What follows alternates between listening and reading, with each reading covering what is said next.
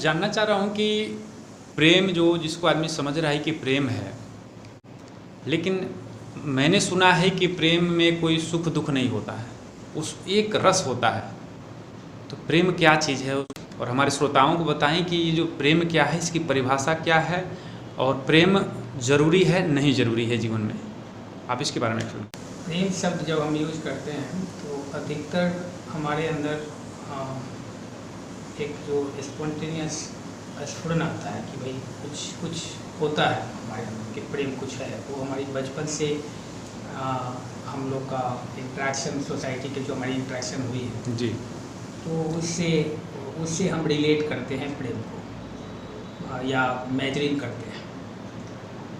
प्रेम अगर बहुत extreme higher form में, दो फॉर्म में हम आपको समझाना चाहेंगे कि एक तो असेंडिंग मोमेंट में प्रेम, एक डिसेंडिंग मोमेंट में प्रेम। अच्छा। तो जब अगर कोई चीज़ असेंड कर रहा है और अगर एक्सट्रीम तक, कष्ट तक जाता है, तो वहाँ उस प्रेम की परिभाषा हो जाता है। एक बहुत उच्च कोटि के महापुरुष हुए उत्तराखंड के योगीराज सिंह जी महाराज, वो प्रेम की परिभाषा को एक लाइन में बोलते थे कि प्रेम ईश्वर है और ईश्वर प्रेम है। एक ही लाइन में बोलते थे। अब ये क्या है कि ये एक सूत्र है, कंसेप्ट है कि अगर प्रेम को, क्योंकि ये मेरी नहीं है, ये उनकी है, और ये उच्च कोटि के महापुरुष है, तो उन्होंने एक सूत्र दिया कि प्रेम ईश्वर है और ईश्वर ही प्रेम है। अगर ईश्वर की अगर एट्रीब्यूट को अगर हम देखते हैं तो उसमें क्या होता है, हम इसको एक्सट्रीम डेफिनेशन देना चाह रहे हैं। तो ईश्वर की एट्रीब्यूट में अगर हम देखते हैं, उसके अगर गुण को देखें हम, तो ईश्वर को कई भाषाओं में, नेम एंड फॉर्म में हम लोगों ने बांधा है, लेकिन जो एक शब्द है जिसको सच्चिदानंद बोलते हैं, वो करीब करीब सारे सिस्टम मानता है, सारे रिलीजन मानता है कि सच्चिदानंद को हर धर्म करीब करीब मोर एंड लेस उसको मानता है। और सनातन धर्म में सच्चिदानंद का बहुत बड़ा मैंने व्यापक स्तर पे ईश्वर को दर्शाया गया है। अब सच्चिदानंद को अगर आप देखेंगे तो इसको ऐसे भी अगर हल्का फुल्का भी अगर लिटरली लूजली भी ट्रांसलेशन करें तो उसमें क्या है, ever exist, ever conscious and ever bliss. और जो एवर ब्लिस है वो एवर न्यू जॉय है, नित नवीन आनंद है। तो नित नवीन आनंद जब हम शब्द यूज करते हैं, आनंद शब्द है वहाँ, तो आनंद का कोई सिनोनिम नहीं होती, उसकी पर्यायवाची शब्द नहीं होता है। ऐसे बहुत सी चीज़ होती है उसकी पर्यायवाची शब्द नहीं होते। तो आनंद का, दुख का तो सुख है, लेकिन आनंद दुख सुख नहीं है। आनंद एक ऐसी अवस्था है जहाँ नित्य नवीन, दुख का डिग्री और फ्रीक्वेंसी में है कि कम और ज़्यादा हो सकता है, इसी तरह से सुख भी है। लेकिन आनंद का जो एवर न्यू जॉय है, जो नित्य नवीन आनंद है, वो उसमें क्या है कि एक तो उसकी मेजरमेंट करना, फ्रीक्वेंसी एंडलेस है, वो बाउंडलेस है, और उसको किसी से कंपेयर नहीं कर सकते। तो यहाँ क्लियर हो गया कि ईश्वर सत्य है, चित्त है, और अगर वो सत्य है, एवर कॉन्शियस, एवर एग्जिस्ट कर रहा है, सत्य को यहाँ एग्जिस्ट से, वो एवर एग्जिस्टेंस पूरा टोटल अस्तित्व है, वो सत्य है। वो एवर कॉन्शियस है, एवर अवेयर है। कॉन्शियस, जब हम एवर कॉन्शियस कहते हैं तो एवर इंटेलिजेंस जुड़ता है ना। जब एवर्ड इंटेलिजेंस जुड़ेगा तो उसमें क्या है कि वो प्रज्ञा वर्ण भी है ना, वो प्रज्ञा वर्ण है। तो वो प्रज्ञा वर्ण और उसके बाद आ रहा है कि वो ever exist, ever conscious and ever intelligence and then ever blissful, ever new joy. तो प्रेम का ऐसे हायर फॉर्म में तो प्रेम ये हो गया। ईश्वर इसलिए प्रेम को मैंने असेंडिंग और डिसेंडिंग मोमेंट में मैं बताना चाहूँगा। तो एक्सट्रीम में प्रेम तो ये है कि ईश्वर प्रेम है और प्रेम ही ईश्वर है। लेकिन सांसारिक लोग इस चीज़ को ईश्वर की तरफ नहीं इसीलिए जाते मैं हैं, वो ascending सीधा सीधा जानना चाहते हैं कि आखिर जो आदमी कर रहा है, जिसको समझ रहा है, व्यवहारिक भाषा में कर रहा है, चाहे जिस भी रूप में, कहीं स्वार्थ है कहीं निस्वार्थ है, इसको कैसे डिफाइन किया जाए कि स्वार्थ और निस्वार्थ में प्रेम क्या है, मोह क्या है, माया क्या, इस तरह से लोग बोलते हैं। प्रेम जब धीरे धीरे उतरेगा, डिसेंड करेगा, ऊपर से नीचे उतर रहा है, बाय द वे डिसेंड कर रहा है जी तो प्रेम आएगा। अगर नीचे थोड़ा उतरा, एक एकदम व्यवहारिक भाषा में समझिए, जी। तो एक सीढ़ी नीचे आया तो वो करुणा में जाएगा, ठीक है। फिर वो करुणा, सिंपैथी जिसको बोलते हैं, वो का जब एक सीढ़ी नीचे आता है जी। तो वो करुणा में जाएगा, एक सीढ़ी और नीचे आया है ना तो सर्विस में जाएगा, निस्वार्थ सेवा में जाएगा। एक सीढ़ी और नीचे आया तो त्याग में जाएगा, एक सीढ़ी और नीचे आएगा तो लेट गो में और गिव अप में, लेट गो कोई चीज़ को छोड़ेगा, किसी चीज़ को होल्ड नहीं रखेगा, और फॉरगिवनेस में आएगा, क्षमा करेगा, है ना।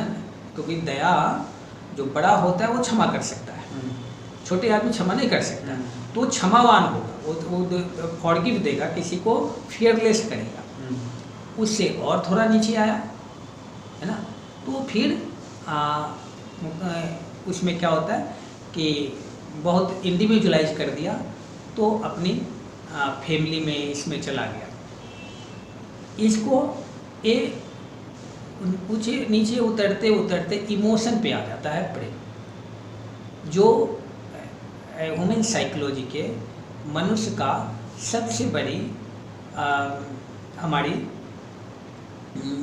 धरोहर का लो इमोशन है। उस इमोशन के कारण ही हम एक्सचेंज करते हैं, हम मूव करते हैं, हम काम करते हैं, और हम कुछ बनना और बिगड़ते हैं। सब इमोशन बेस्ड हम लाइफ को जीते हैं। उस इमोशन को अगर अरविंद कहते हैं कि हर इमोशन को डिविनिटी में कन्वर्ट किया जा सकता है, अरविंद, महर्षि अरविंद कहते हैं। तो अगर इमोशन हमारे पास है तो इमोशन क्या है कि हमारी कुछ फीलिंग है, हम सेंसिटिव हैं।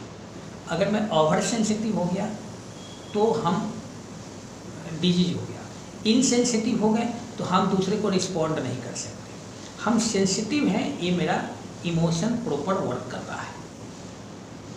अब इस इमोशन को, इस फीलिंग को आदमी क्या करता है कि एक्सचेंज करना चाहता है, रिस्पॉन्ड कर रहा है, कहीं से रिस्पॉन्ड हो, कहीं से रिजरेक्ट हो, कहीं से रिफॉर्म हो, कहीं से रिचार्ज हो, इस इमोशन के गेम। तो गीता में यहाँ बड़ा सुंदर वर्ड आया है, काम क्रोध विजायते, है ना, कि काम से काम की संतुष्टि नहीं हुई, काम की पूर्ति नहीं हुई तो हमें क्रोध आता है। क्रोध के बाद बुद्धि भ्रम होगा, ये होगा, वो होगा, वो गीता का सीक्वेंस है। अब इमोशन एक मैग्नेटिकली कनेक्टिविटी बनती है, मैग्नेटिकली खिंचाव है। उस इमोशन में हमारी जो 5 सेंस है, सेंस परसेप्शन, हमारी जो जीवन है, उसमें हर प्रकार की एक मैग्नेटिकली खिंचाव है। उसको बहुत सांसारिक दृष्टि से अगर आप जाते हो तो उसको मास्कुलिन एंड फेमिनिन एनर्जी में कनेक्ट करते हैं।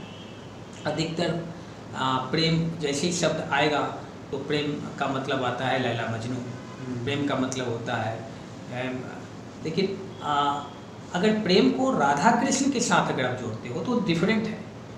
आपको अगर राधा कृष्ण का प्रेम के अगर थोड़ा सा देखें तो राधा क्या थी, कंप्लीट अपने को ऑफर कर रखी थी, डेडिकेट कर रखी थी, सरेंडर कर रखी थी। और राधा इतनी समर्पित थी कि उसको कृष्ण की फिजिकल प्रेजेंस की भी जरूरत नहीं थी।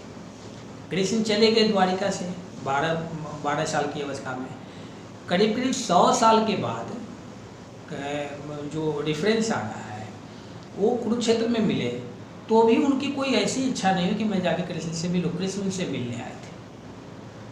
तो ये प्रेम का एक्सट्रीम सेक्रीफाइस है, उस इमोशन को अपने में कन्वर्ट हो रहा है, ट्रांसफॉर्मेशन हो रहा है, कोई मांग नहीं है, है ना। हम प्रेम को क्या देखते हैं, पैरेलली करने लगते हैं। प्रेम कभी पैरेलल नहीं होता है जी। और जब हम पैरेलल प्रेम में फंसते हैं, इमोशन गेम होता है, तो उसमें हमारा क्या होता है कि जब हम पैरेलली प्ले करते हैं तो वो हम प्रेम में फेलियर होते हैं। आप रिकॉर्ड उठा के देख लो कोर्ट के, तो जितने जो केसेस आते हैं उसमें लव मैरिज वाले केसेस डिवोर्स के ज़्यादा आएंगे, ओके, अरेंज मैरिज में कम आएंगे। अच्छा। अब आप इसको बड़े दिस मैटर फॉर रिसर्च ना, क्योंकि क्यों ऐसा आ रहा है कि वो तो प्रेम में फंसे थे जी। अब वो प्रेम में पैरेलली जिस समय प्रेम में आए थे वो दोनों, तो उसमें क्या हुआ कि वो इमोशन तो कनेक्ट हो रही थी, लेकिन दोनों में कुछ चीज़ें उनकी जो नेचर में था वो नहीं था, नेचर से कनेक्ट नहीं हुए। तो नेचर न जानने के कारण बाद में नेचर रिवील होता है, प्रकट होता है, तो उसको एडजस्ट करने में बड़ी दिक्कत होती है। बोले अरे इसमें ये भी रूप था, है ना, ये इतना गधा भी था, ऐसा भी आता है कई बार ना। तो नेचर से पहले किस चीज़ से कनेक्ट हुए हो? पहले वो इमोशन प्ले है, इमोशन प्ले, अच्छा। इमोशन प्ले जो है वो जो एक भावना में खेल रहे हैं, तो भावना में खेलते खेलते आदमी कई बार गलती कर जाता है, और भावना हमेशा ब्लाइंडली होती है, अच्छा, है ना। भावना जब तक भक्ति में नहीं जाता है तब तक ब्लाइंड है।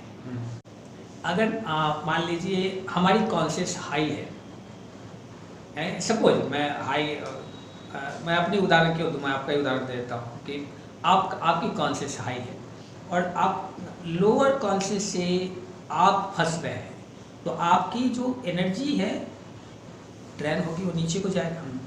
लेकिन अगर नीचे वाला आपसे फंस रहा है तो वो ऊपर को उठेगा, अच्छा, ठीक है ना। तो लव अफेयर जो होता है हमेशा हायर से होता है, अच्छा, और वो सक्सेस होता है। Even if you love someone, he will concern और not, he may not bother about your emotion and sensation and feeling and bhavana and bhakti, कुछ भी, ठीक है। बट आप ऊपर को उठ रहे हैं, खींच रहे हैं, क्योंकि उसका मैग्नेट फील्ड हाई है, वो आपको खींच रहा है। तो जैसे गुरु डिसाइपल रिलेशनशिप होता है, तो गुरु के लव में अगर आप फरते हैं, गुरु फर्जी नहीं है ना, गुरु कंप्लीट वननेस विथ इटर्निटी है, कॉस्मिक कॉन्शियस को अटेंड कर चुका है, सच्चिदानंद में प्रतीक